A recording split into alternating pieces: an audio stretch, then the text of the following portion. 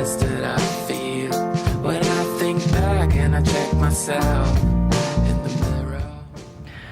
This is 5 on 20 News with Luke Goodhart. And Mike Esham coming to you live from our studio in downtown Tucson. It's Wednesday, August 23rd. Let's talk local headlines, shall we?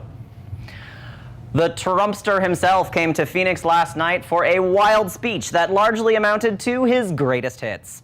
The president hit on the media's attempts to discredit him, Democrats blocking his agenda, and how big of a crowd he was speaking to. But he didn't seem to acknowledge the thousands of people lined up outside the Phoenix Convention Center to protest his appearance. He said that, despite the news report, there was not a large crowd outside. But photos and reports from our 5 on 20 staff reveal that there was indeed a large crowd, easily in the thousands, although there was no official count. The speech came at an especially tense time, only weeks after the racial violence in Charlottesville, Virginia. Trump's response to the violence was viewed by many as inadequate because he didn't specifically call out neo-Nazi and white supremacists, instead blaming both sides for the melee.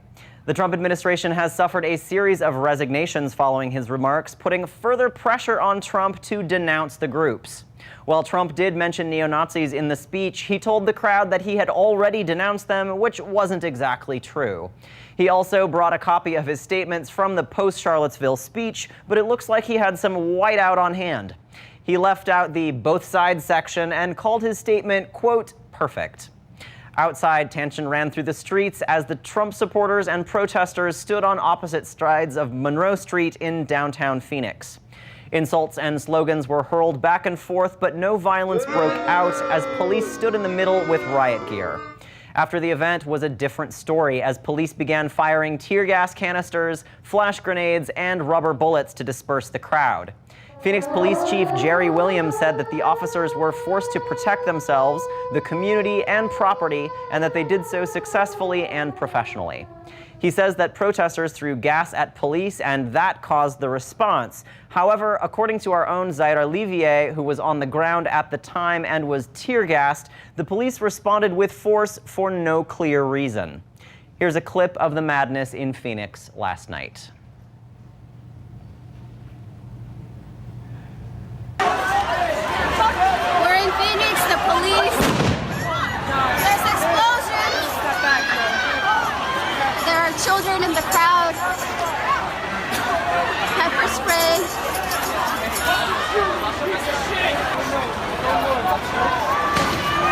It was from 1 second to the next. Peaceful rally. Immediately. Small in Phoenix right now. Time to walk towards this.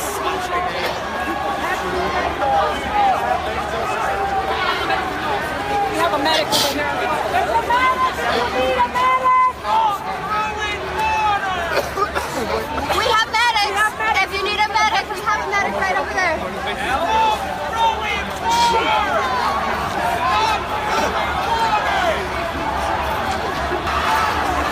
We have riot police.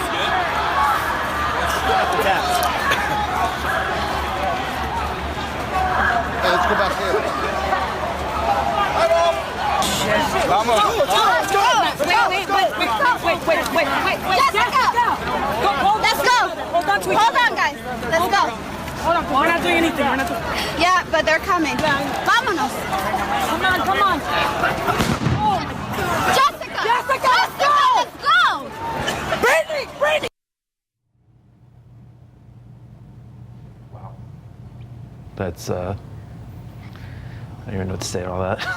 It was pretty intense. Very unpleasant. Well, Tucson Unified School District named Dr. Gabriel Trujillo as the new superintendent by a 4-to-1 vote by the school governing board. Trujillo served as interim superintendent after the resignation of former superintendent H.T. Sanchez, who was kicked out by the board after accusations of his ineffectiveness. Trujillo was one of 4 candidates for the spot, including ex-TUSD principal Stephen Trejo, district elementary director Maria Marin, and Donna Hargens, who ran a Kentucky school district, but who was also fired for being ineffective. Trujillo said he was relieved by the decision and says he can now focus on the long term. He takes control of TUSD's 47,000 students and hosts and a host of schools in need of facilities maintenance and solutions to low student achievement. The selection process was controversial because the governing board conducted their decision-making in secret, only revealing the candidates' names by their first initials. After being criticized, the board voted to end the secretive process over the objections of board member Mark Stegman. Stegman ended up being the lone no vote against Trujillo because he said he objected to the process. He noted that he hasn't cast a yes vote for any superintendent hiring decision, but that he would likely vote in favor of working a contract out with Trujillo. The new superintendent says that he seeks to focus on retaining and recruiting students, and has spoken about the importance of reading skills and literacy at all levels and across subjects. Oh, yes. He also said he would make high-level administrators be more directly available to teachers, school principals, and staff. However, he didn't appear to mention that Tucson pays its teacher about the same as a part-time fry cook. The White House reportedly has been preparing documentation to pardon former Maricopa Sheriff Joe Arpaio.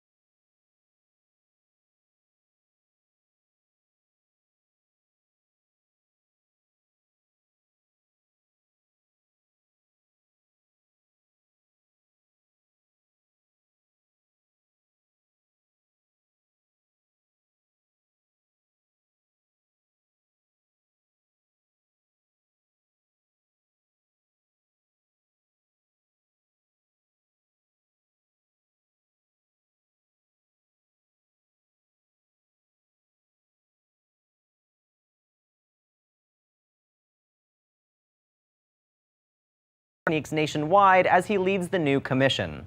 One such technique involves installing a "you must be this tall" cardboard stand-up at each polling location, along with a 5-question quiz about Chris Kobach's favorite television shows.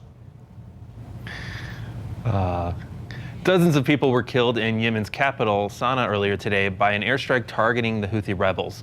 The rebels' TV network, Al Masirah, said that 40 people were killed in this attack, but the Associated Press stated that the number was about 60 people, citing Yemeni officials and witnesses. The AP said witnesses saw a 2-floor hotel completely toppled and bodies were still being recovered from the rubble. Reuters reported that Saudi-led coalition was responsible for the attack.